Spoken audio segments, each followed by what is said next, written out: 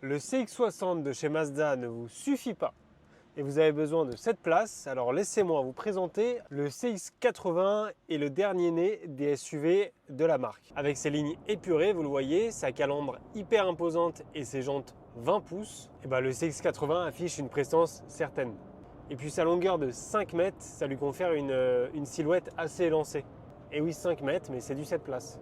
Sous le capot, on a un moteur essence 2,5 litres qui est associé à un moteur électrique pour une puissance cumulée de 327 chevaux. Et puis sa batterie de 17,8 kWh, elle vous confère une autonomie d'à peu près 60 km uniquement sur la base électrique. Et par contre, ce qui est assez marrant, c'est que pour un paquebot comme ça, le 0 à 100, il est quand même abattu en 6,8 secondes.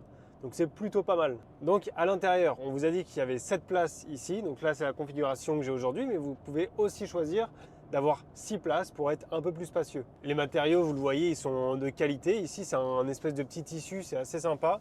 Et puis tout le reste fait quand même assez bien fini, je trouve. Les couleurs matchent bien ensemble. En tout cas, pour moi, je trouve que ça a été fait avec beaucoup de goût. C'est sobre, simple, efficace et on a quand même ce côté assez élégant. Ce CX-80, il intègre Mazda Connect qui vous offre une connectivité fluide et intuitive. Et vous aurez aussi ici un affichage tête haute pour une conduite plus sereine.